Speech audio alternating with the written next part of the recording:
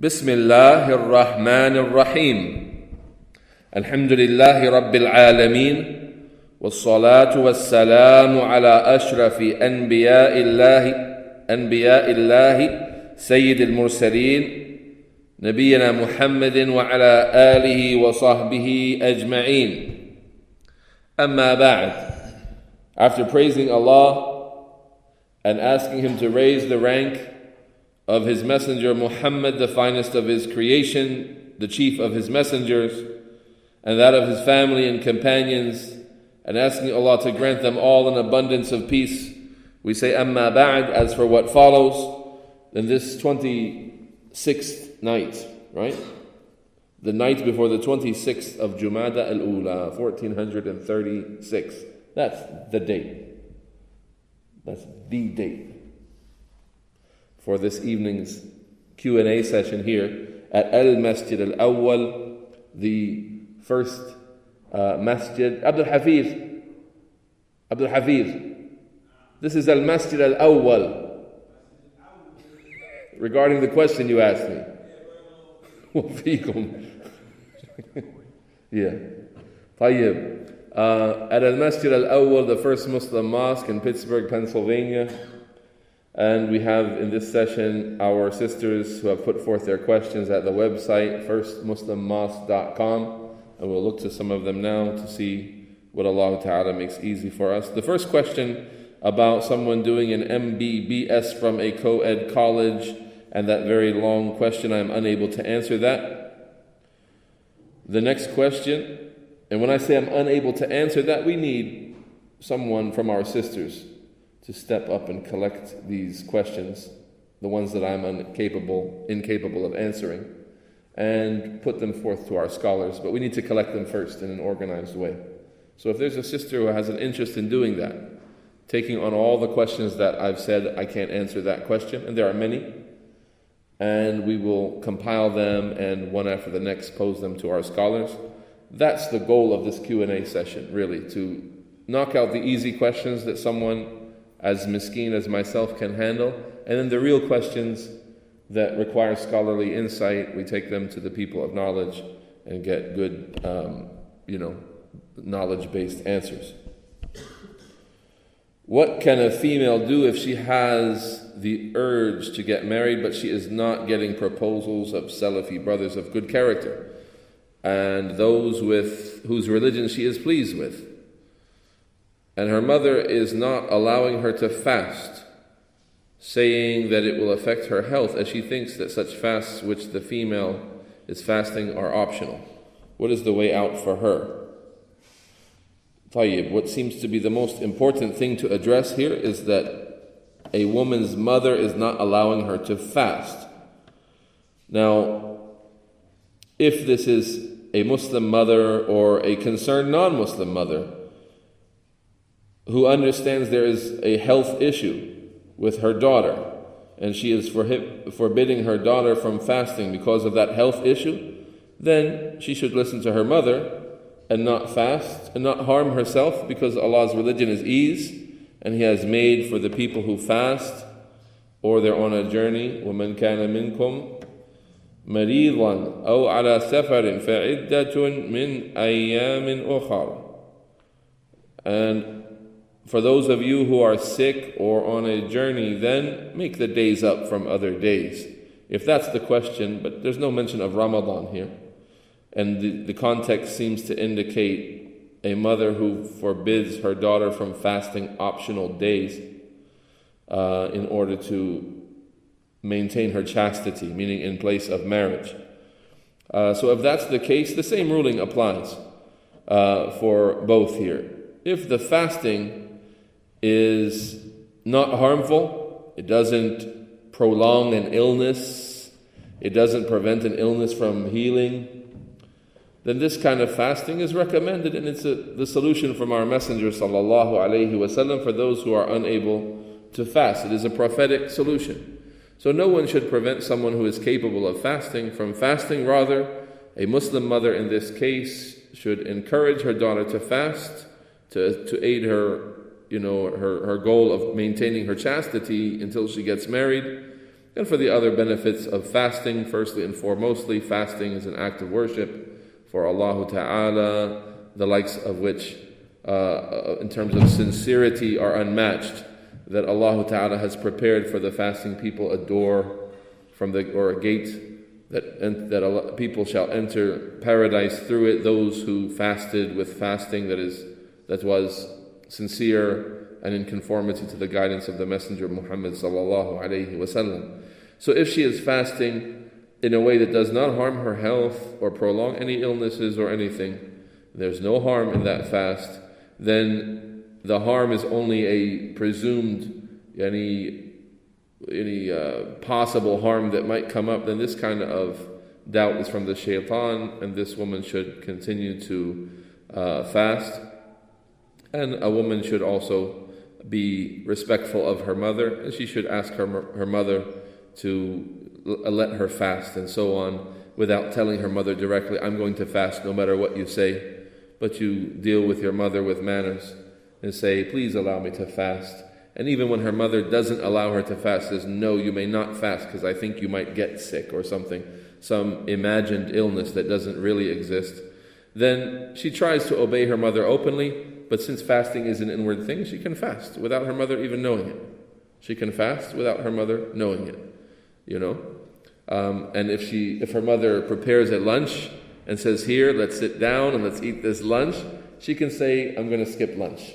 Or please allow me to skip lunch. I'm busy with something like that. And she can avoid, contradicting her mother, and at the same time, offer that act of worship for Allah Ta'ala in order to maintain her chastity, to aid herself in being chaste and pure. And may Allah Ta'ala give her success. I hope that I've provided some advice that might help that sister.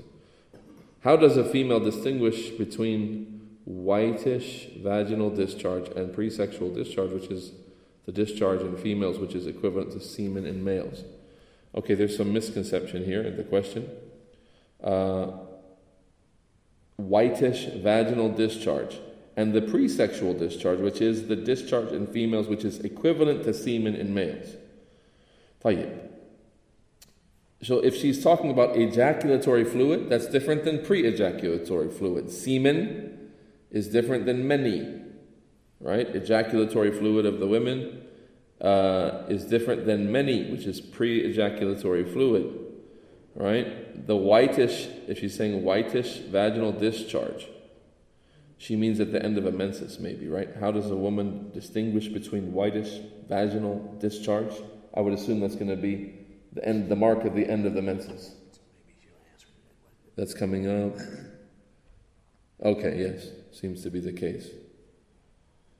طيب.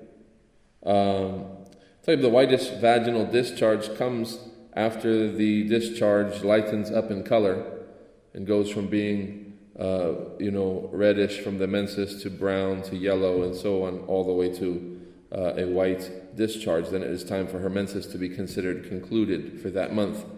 The pre-sexual discharge is a moisture and perhaps a discharge that happens upon excitement, in being prepared for intercourse and in a time or along with romantic behavior and so on. So that comes with excitement. Whereas the whitest discharge at the end of the menses doesn't come with excitement, it only comes as the process of the blood clearing up from the menses.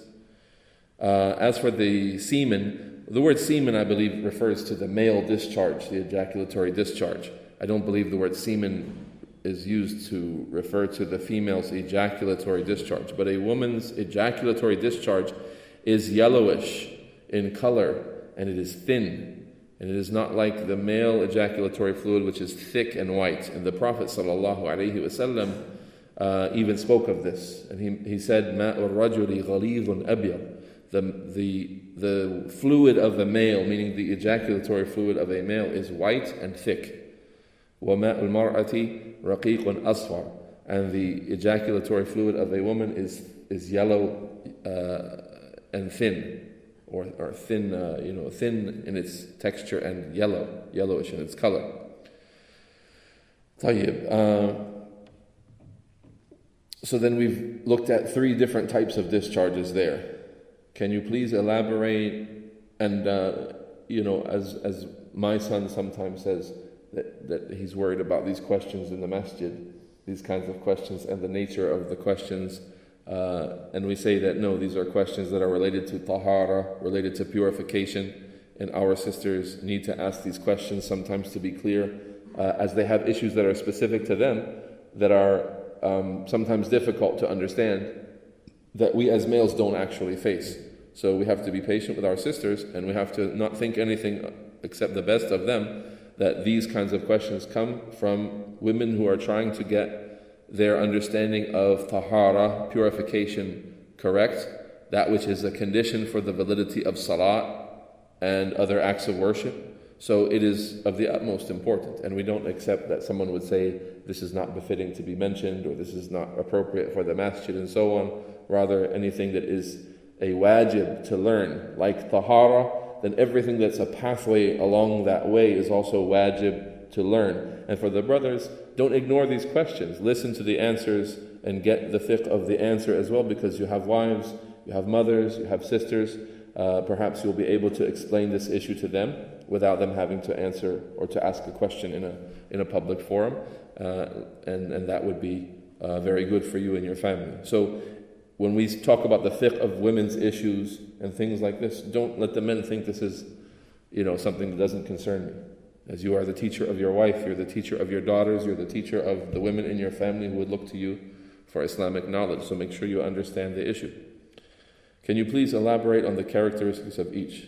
I believe that's done. And which one is najas? Excellent. Okay, which one is najas? The many, the pre-ejaculatory discharge or fluid, moisture and fluid that comes with excitement, both for the male and the female, right?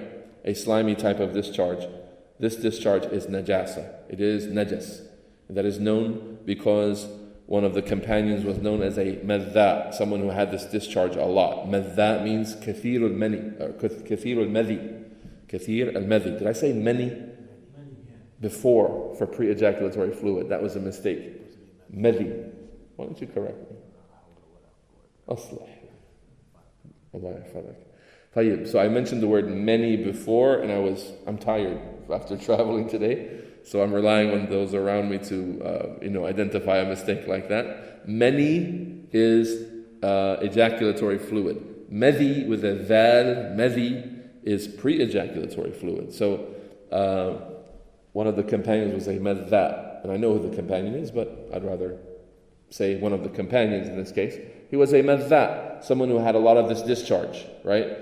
And the Prophet ﷺ sent someone to instruct him to what? To sprinkle the area with water when he has this discharge, which indicates when you have to purify something with water, that indicates that it is najasa, and that's what the scholars have understood about madhi. However, many seminal discharge for men or ejaculatory discharge for both males and females, this is considered to be tahir. This is considered to be pure, not najas, not something impure.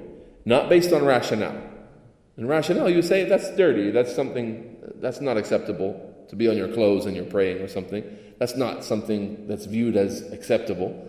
However, the Messenger ﷺ was praying once, and Aisha was picking dried semen from his clothes while he was praying, which indicates that there was no problem with it being there while he was praying, because our Messenger ﷺ was ma'soom. He was protected from errors in ibadah, and conveying that as an example to people. So once he went to lead the salat with his shoes on, as he did often, whenever he was wearing shoes, and it's time for salat, the salat would be with shoes on. He wouldn't take his shoes off for the salat. And if he was without shoes, he would pray without shoes, and he wouldn't put shoes on for salat either. Anyway, one time he was praying with his shoes, and in the salat, he removed his shoes. And so all the companions removed their shoes as well. And then he asked them after the salat, why did you remove your shoes? They said, because we saw you doing it. And he said, as for me, then Jibreel came to me and informed me that there was an adha, there was some harmful, meaning najasa, some impure substance on my shoes, and I removed them for that reason. Sallallahu alayhi wasallam. So we see here that had there been impurities on his person, then look at how in that hadith Allah sent Jibreel to inform him of that impurity, right? As he was ma'asum, as he was the example. It was not for anyone to see him praying with an impurity and think that that is okay. He is the example, and so Allah Ta'ala protected him as an example by allowing him to be the complete and comprehensive example of who to look to when you want to worship Allah Ta'ala.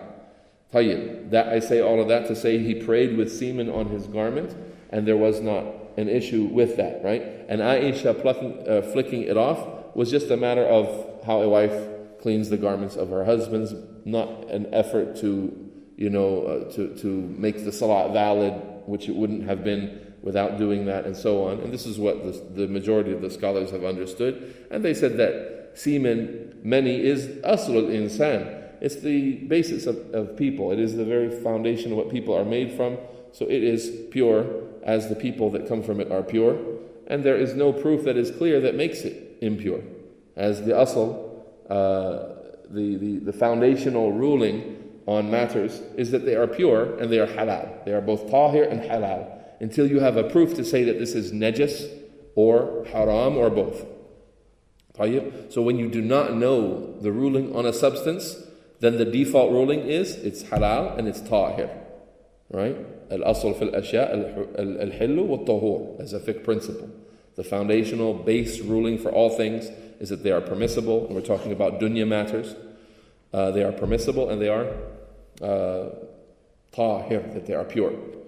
Tayyib. So then based on the foundation, we have no proof to say that semen is najas and thus it departs from this basic ruling, and with all the other arguments I mentioned there as well. Tayyib. So madhi is najas, mani is not najas. What other one? The whitish vaginal discharge, which seems to be from the natural rutuba, the natural moisture of the female body part, of the vagina. It has a moisture that is natural. So this white discharge seems to be from the natural moisture of the vaginal area. So in that regard, it is just regarded as normal moisture, not impure, and Allah Ta'ala knows best now. And also, can a female eject discharge equivalent to semen in the day when she is awake without having intercourse, or if it happens during sleep? Yes, just like a man, there can be an involuntary ejaculation during sleep or when one is awake, with stimulation or without stimulation, perhaps with only thought or with, for some reason. When that happens, if there is a discharge and it is an ejaculatory discharge, then a bath is required. And a bath is required for both males and females. Our Prophet ﷺ said, Hunna shaqa'iq al-rijal, or an-nisa'u shaqa'iq al-rijal. The women are the twins of the men, which establishes for us when the women of the Sahaba asked him, if a woman has a discharge in her sleep, does she have to make a ghusl like a man?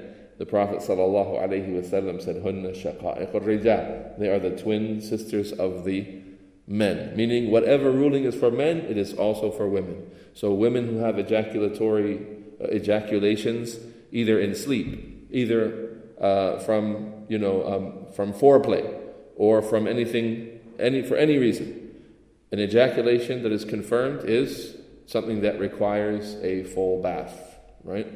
And that's for males and for females, no matter what the reason. The issue then comes to, what about a wet dream? The idea of a wet dream or a nocturnal emission, it's of two types. There is the wahmi and the haqiqi. There's the one that you think you had a dream, you had a sexual dream, and in that dream you ejaculated in the dream.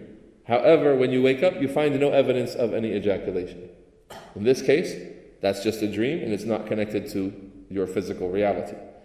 However, if you find evidence of an ejaculation, then you're required to consider that as an ejaculation, and then you are required to take a bath before, to remove that state of impurity, post-sexual defilement, janaba, and then you can pray after that.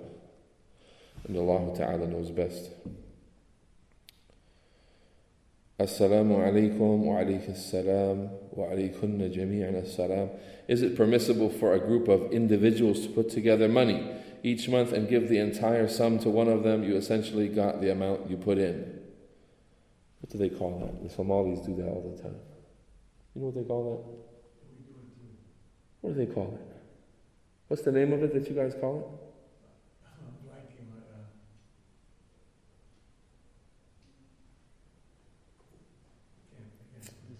A money pool. Allah knows best. There is a fatwa available about that. I don't remember the answer exactly. It's a problematic issue, to say the least, but we'll refer that one to the answer that is available from at least one of the scholars on that specific case. I have to remember the name of the thing that they call it. Are we allowed to eat vegetable or non-vegetable at McDonald's, KFC, Pizza Hut, Subway, etc., and other similar eateries if we don't know the source of the meat? And if they show us the certificate of halal meat being used, then we can eat it. If there's no doubt we can have non-vegetable, can we eat the vegetable? Are we allowed to eat vegetable or non-vegetable, veg or non-veg at McDonald's, KFC? What's that? Veg, V-E-G, and non-V-E-G. Vegetarian or non-vegetarian at McDonald's.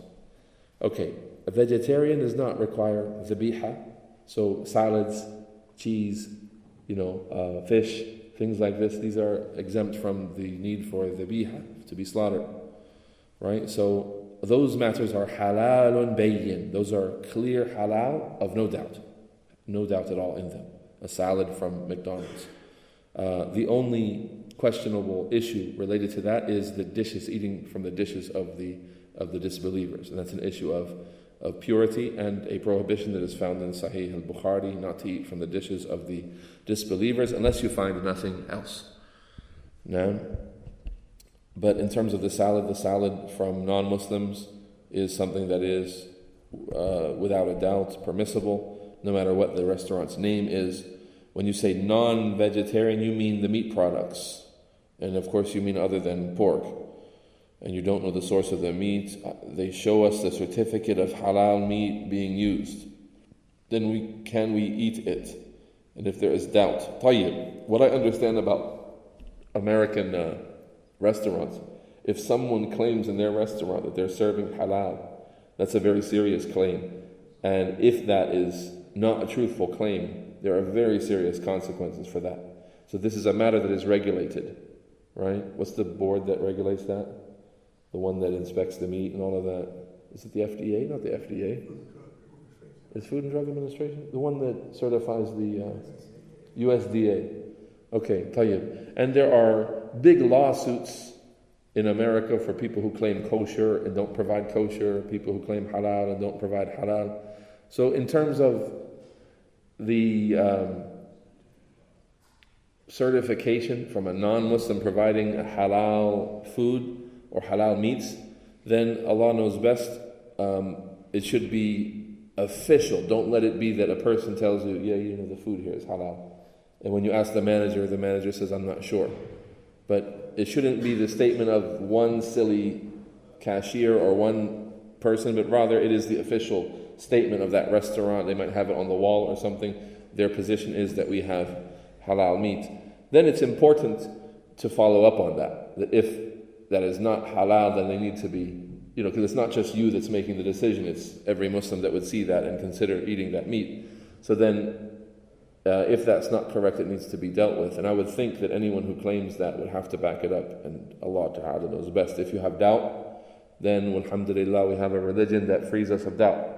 If you believe that these people may be dishonest and that this meat is not halal, but they're just trying to sell things and they're claiming halal and we don't know them to be honest people, then da' ma yaribuk ila ma la yaribuk, abandon things that make you doubt for the things that don't make you doubt, right? The dhabiha of the Muslims is halalun bayyin. The meat of the Christians and the Jews, that which is slaughtered by a Jew or a Christian is halalun bayyin. It's clearly halal.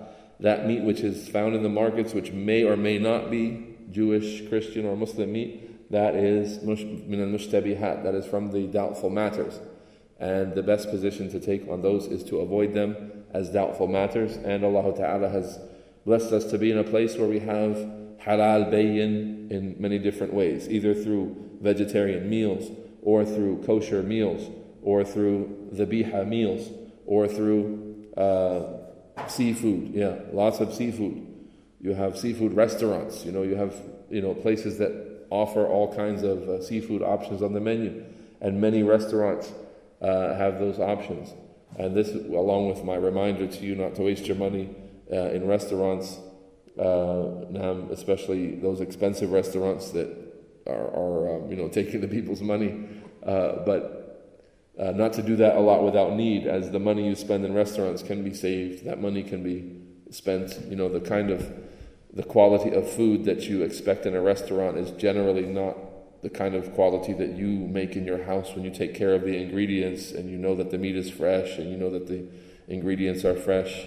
Restaurants, in general, have food that's getting old and they just don't throw it away, but they try to, have a special. There's a special on this sandwich because that meat's getting old and so on. So, the issue of restaurants, you find people that eat at restaurants a lot. What's their case with stomach illnesses?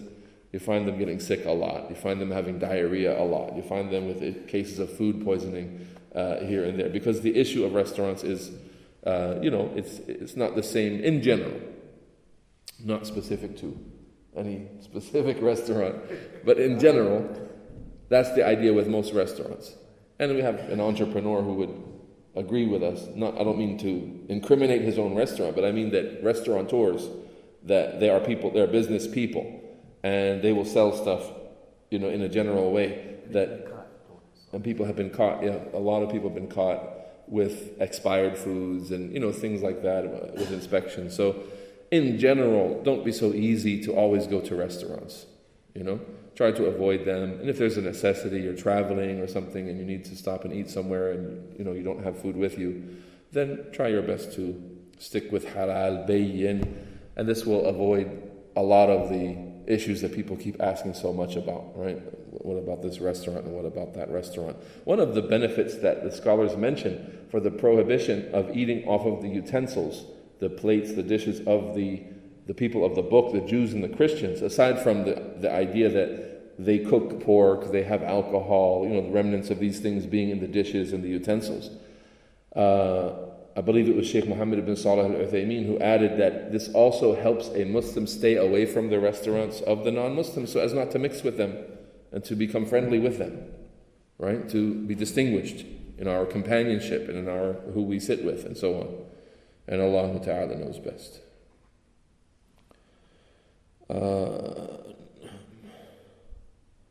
As-salamu. You have a follow-up question, Ubaid? Is what called a committee? Everybody collects money and gives it to one person every month. Committee. No, there's an Arabic word I was thinking of. Committee, no.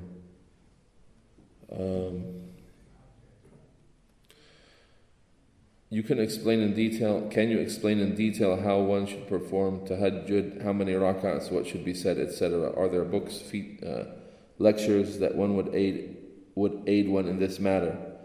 The best night prayer, tahajjud, is what is offered after Isha and before the entrance of Fajr, with sincerity to Allah Ta'ala, with contemplation over the recitation of the verses.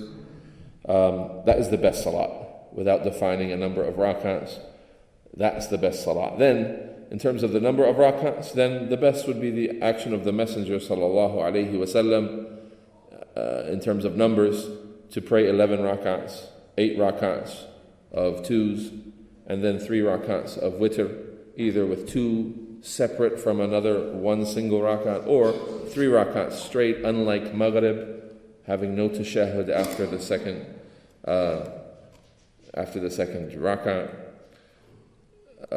Now, having an optional qunut, supplication before or after the ruku', both being from the Messenger sallallahu alaihi wasallam.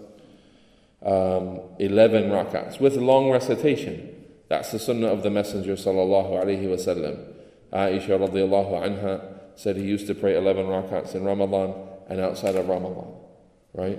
And she would say, don't even ask about how long they were and how beautiful they were, and so on. And those who knew his night prayer, they knew he would stand for long amounts of time. So if you want the best, that is the best possible scenario.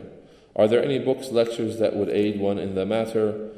Sure, there is a book compiled by Sheikh Muhammad Nasr al-Din al-Albani called Salatul Layl, or Qiyam al-Layl, a book by this name in Arabic. In general, all books of Sunan, they have something about al-Witr, the night prayers, the odd-numbered salah that comes, as one's last salah, and so on. In detail, how should one perform tahajjud? In detail, you face the qibla. I don't know if we can have the time for that, but you face the qibla, you pray a rak'at as you normally pray raka'at, or units of prayer, with long recitation, with an opening supplication beforehand. Usually the night supplications are longer and more detailed than the normal opening supplications of the prayer. Reading al-Fatiha and then reading another surah, as long as, a lengthy one if possible. Making ruku' as normal, standing up after ruku' as normal, making the 2 sajdas as normal, and then completing 2 rak'ats like this, and doing that again, 3 and 4, and then doing that again, 5 and 6, then doing that again, 7 and 8, and then coming to al-Witr, reading Sabbih Isma Rabbika al-A'la in the first rak'at, reading Qul Ya Ayyuhal Kafirun in the second rak'at, and reading Qul Huwa Allahu Ahad in the third rak'at, right? And then making a qunut before or after, a supplication before or after the ruku'. That is the witr of the Messenger sallallahu alayhi wasallam, and Allah Ta'ala knows best. I hope that was enough detail for this kind of session. I do not enjoin the good and forbid the evil with my family, as I find it very difficult. Don't say that. Don't say that. You do enjoin the good and you do forbid the evil. Don't say you don't do that. Right? Why do I say that? Because maybe you're saying that you don't speak. Maybe that's what you mean. I don't speak to forbid the evil within my family. You're telling me that you don't enjoin the good and forbid the evil. That means you recognize the good and you recognize the evil for what they are, but you have failed either in an excused way or in an unexcusable way to convey that. And al-iman, or inkar al-munkar, forbidding evil things, is on 3 different levels. And there is no excuse, and a Muslim is never, ever allowed to not forbid an evil or not enjoin a good. That is never allowed in any case. And I mean, through that statement, at the 3rd level, or the lowest level of enjoining good and forbidding the evil, which is within the heart. Right? As it was said to one of the companions, halaka man la ya'mur wa la yanha. He is destroyed, the one who doesn't order and forbid. Right? And he said, no, halaka man la ya'rif al-ma'ruf wa la yunkir al-munkar, or la ya'rif al-ma'ruf min al-munkar. The one who's destroyed is the one who doesn't know the good from the evil.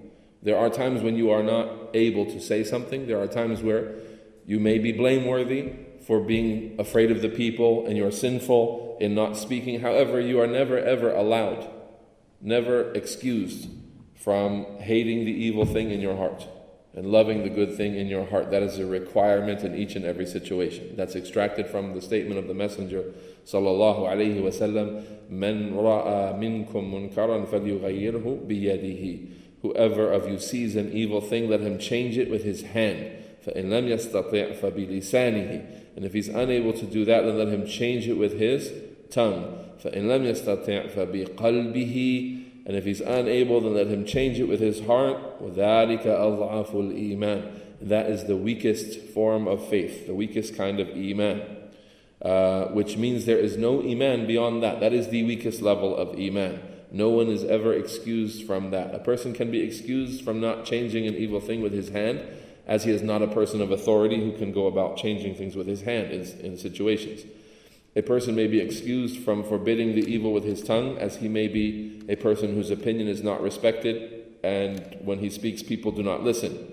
Or he may be a person who has not memorized the evidence, and it requires, when a person orders and forbids, that he mention evidence, that he call the people to the correct action with evidence. So he knows the ruling, but he doesn't remember the evidence, so he refrains until he goes to get the evidence. So there are reasons why a person would be excused from speaking, but yet he would never be excused in any situation from hating the evil thing within his heart. And Allah Ta'ala knows best. So you do not enjoin the good and forbid the evil in your family? Yes, you do. Meaning, what you want to say is you don't forbid it on your tongue or using your tongue. That's what you're asking about, I believe. I understand this is from the weakness of Iman. If you are capable and they listen to you, then yes, it is from the weakness of Iman. In particular, my father is stubborn in his ways. And so I never correct him, as he always lectures me. I know this is not right, and I fear for my destruction. It could be that your father does not listen to you. It could be that, with parents especially, many child-parent relationships are of such that the parent does not take advice from the child. The parent has a position over the child, and so the parent says, you're my child. Don't tell me anything. Don't advise me. I'm the one who teaches you. So if that's the relationship you have with your parent, then you need to look for another way to get that advice to your parent. Because that situation, if that's the nature of your relationship, then realize you speaking here is ineffective. And if that's what it sounds like in this question, he's stubborn in his ways, and he always lectures me. And so you leave off correcting him because you see no benefit in the correction. In fact, maybe it makes him angry and so on. So what you should do is realize that the avenues of advice, there are many, and you're not thinking broadly enough. You're not thinking about how many ways there are to advise your parent, right? And there are friends. Your parents have friends. Your parents read books. Your parents listen to tapes. There's lots of good and lots of ways to reach them. So it's not that you have to say something, but rather that evil thing can be changed and that advice can be offered through someone else that they like to listen to, through lectures that they like to listen to, finding the information they need to hear and getting that to them in a way that they normally take their information.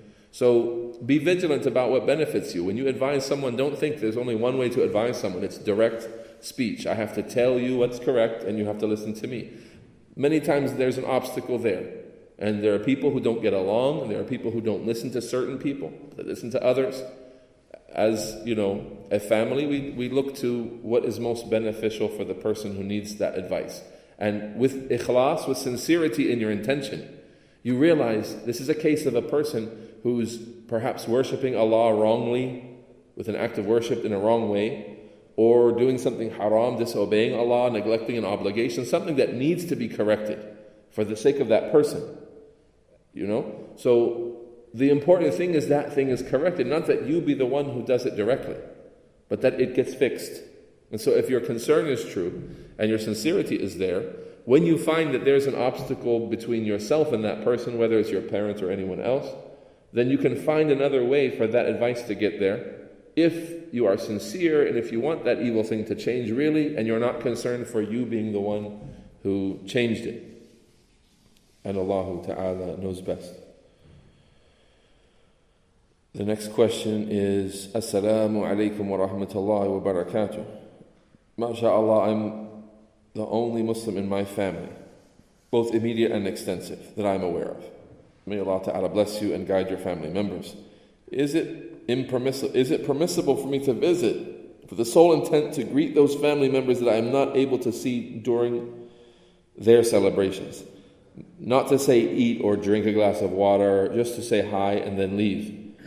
In general, what you've mentioned is silat al-rahim. It is keeping ties with your relatives.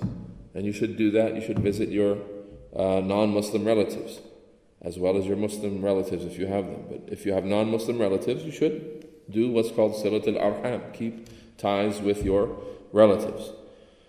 Tayyib. And of course, if we're talking about a female Muslim visiting a male cousin, that is a relative, however, this kind of relationship is not permissible, right? Because cousins are allowed to marry, and they are not mahram for each other.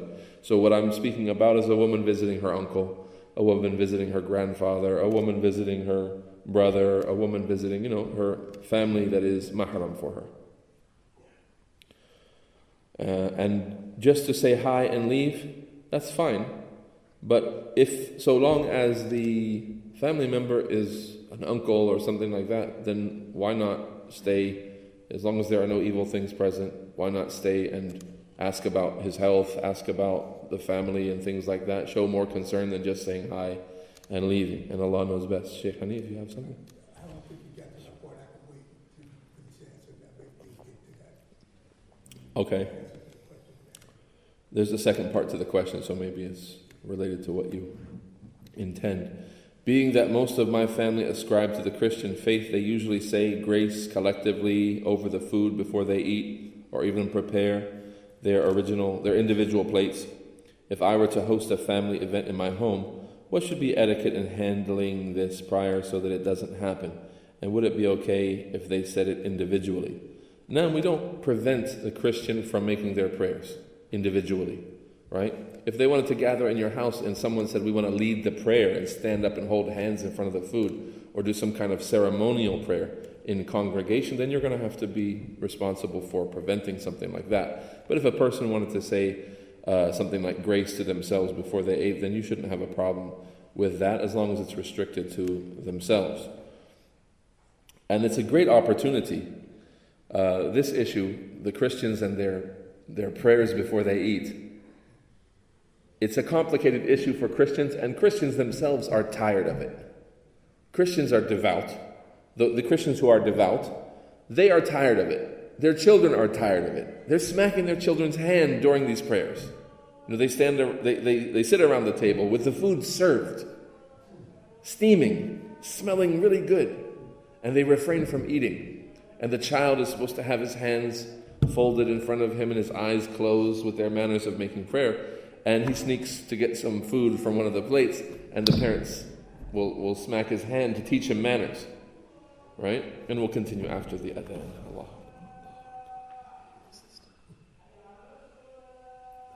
Christian holidays? During their celebrations. Oh. Okay.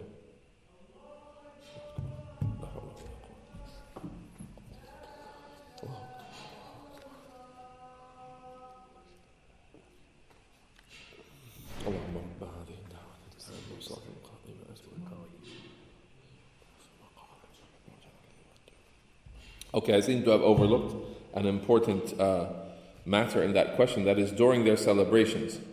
So, meaning on their days of the Eid, on their days of celebration, their manifestations of their religion, this is not permissible for you to partake in their gatherings, their celebrations, or their meals, their celebratory meals.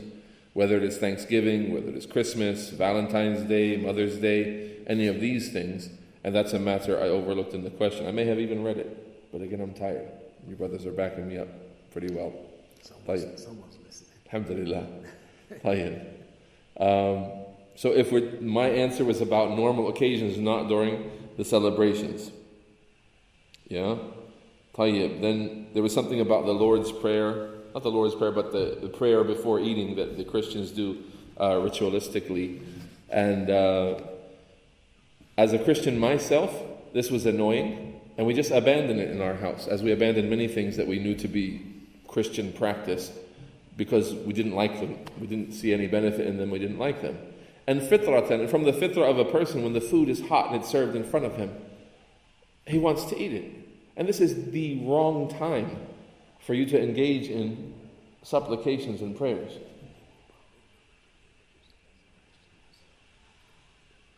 Oh. As a Christian myself, I meant growing up. Yeah. As a Christian myself, growing up in a Christian house, so-called Christian house, not too different from most Christians, meaning that no idea about Jesus, his teachings or anything, but just saying we're Christians. This was an annoying thing that we only did in formal dinners, that is supposed to be done every time you eat to show thanks and all of that. However, fitrah, from the instincts of a person, from his innate nature, is that when the food is hot and served, it's not a time to pray. It's not a time, to make lengthy supplications and prayers to your Lord. This is a time to eat, right? And then after you finish eating, it's more appropriate, to make a prayer then. So then stand up and make salat, or that's the time for prayers or for supplications. And from Islam is what? The basmalah. And the basmalah is as you grab the first piece of meat. You're not stopping and folding your hands or raising your hands with dua to say Bismillah. You say Bismillah as you grab the food, no delay. And in fact, if the food is served at the time of formal congregational prayer, the pillar of Islam, what happens? We eat. And we put forth as a priority eating this food, even if we're in a recreational area, like a hall outside of a masjid, and food is served there, and you hear the iqamah from the salat, you hear the imam reading the salat, you remain there and you finish your food peacefully and calmly, not rushing. That's the guidance of the Messenger sallallahu alaihi wasallam and his sunnah as it relates to eating.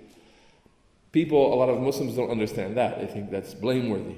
And if you saw someone eating in the hallway outside of a masjid at the time of the salat, you should blame them and tell them to fear Allah and what are you doing? Don't you hear the salat? And so on.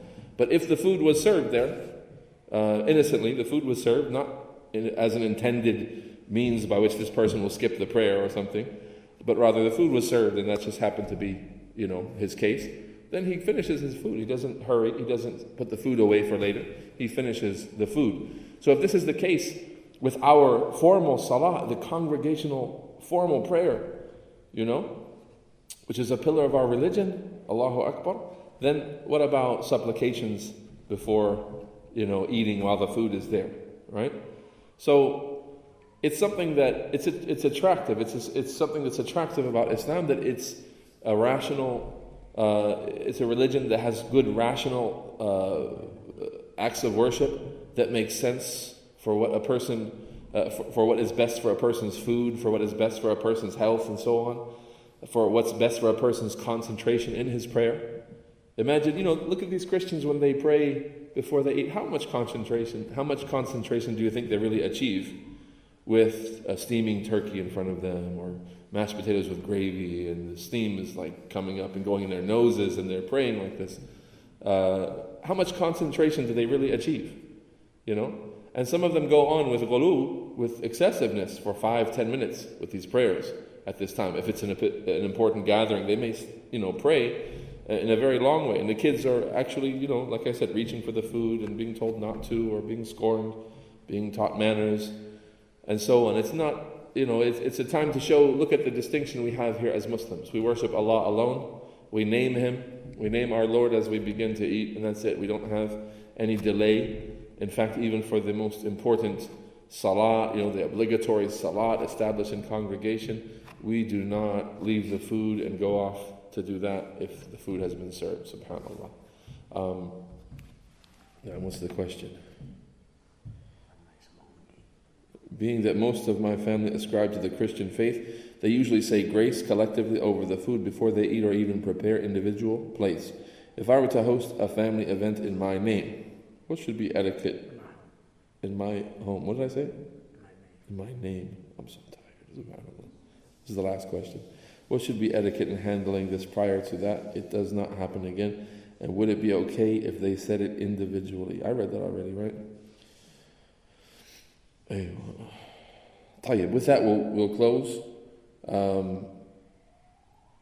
Sending salat and salam on the finest of creation, the Messenger Muhammad sallallahu alaihi wasallam, upon his family and companions, and may he grant them all an abundance of peace.